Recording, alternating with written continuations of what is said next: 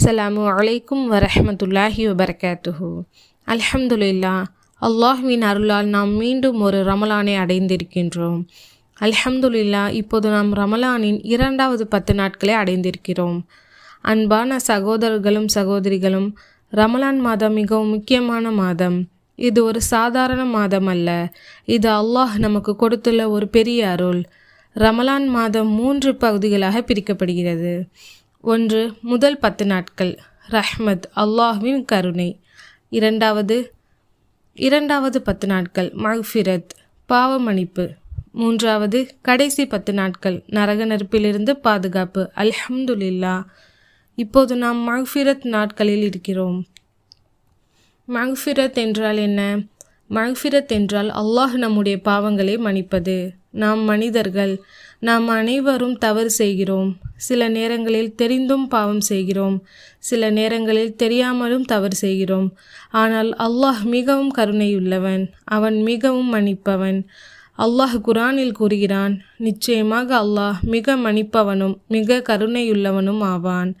அன்பானவர்களே, இந்த 2வது 10 நாட்கள் நமக்கு ஒரு பெரிய வாய்ப்பு. நாம் இதை வீணாக்காமல் இருக்க வேண்டும். இன்ஷா அல்லாஹ் இந்த நாட்களில் அதிகமாக தௌபா செய்ய வேண்டும், அல்லாஹ்விடம் மன்னிப்பு கேட்க வேண்டும். நாம் அதிகமாக சொல்ல வேண்டிய வார்த்தை அஸ்தக்ஃபிருல்லாஹ். அஸ்தக்ஃபிருல்லாஹ் என்று சொல்வதன் அர்த்தம், யா அல்லாஹ், நான் செய்த பாவங்களை மன்னித்துவிடு. நபி ஸல்லல்லாஹு அலைஹி வஸல்லம் அவர்கள் ஒரு நாளில் பல முறை அல்லாஹ்விடம் மன்னிப்பு கேட்டார்கள். நாம் கூட தினமும் அதிகமாக அஸ்தக்ஃபிருல்லாஹ் சொல்ல வேண்டும். இந்த நாட்களில் நாம் ஓத வேண்டிய ஒரு அழகான துஆ, அல்லாஹும்ம இக்ஃபிர் லனா ஸுனூபனா வ ஹதாயானா குல்லஹா யா ரப்பல் ஆலமீன். இதன் பொருள், யா அல்லாஹ், எங்கள் பாவங்களையும் தவறுகளையும் அனைத்தையும் மன்னித்து அருள் புரிவாயாக, உலகங்களின் இறைவனே. மேலும் நபி முஹம்மது ஸல்லல்லாஹு அலைஹி வஸல்லம் அவர்கள் கற்றுத்தந்த ஒரு மிக அழகான துஆ, அல்லாஹும்ம இன்னக அஃபுவும் துஹிப்புல் அஃவ ஃபஅஃபு அன்னி. இதன் பொருள், யா அல்லாஹ், நீ மன்னிப்பவனாக இருக்கிறாய், மன்னிப்பதை விரும்புகிறாய், எனவே என்னை மன்னித்துவிடு.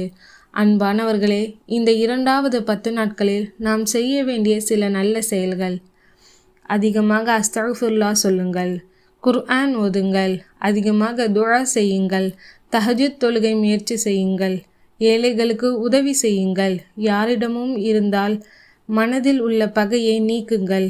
நாம் நினைவில் கொள்ள வேண்டிய ஒரு விஷயம், இந்த ரமலான் முடிந்த பிறகு நம் வாழ்க்கையில் மாற்றம் வர வேண்டும். அதுதான் உண்மையான ரமலான். இன்ஷா அல்லாஹ் இந்த மஃபிரத் நாட்களை நன்றாக பயன்படுத்தி அல்லாஹ்வின் மன்னிப்பை பெற முயற்சி செய்வோம்.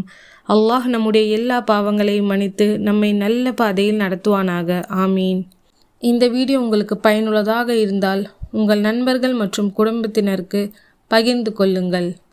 அஸ்ஸலாமு அலைக்கும் வரஹ்மத்துல்லாஹி வபரகாத்துஹு.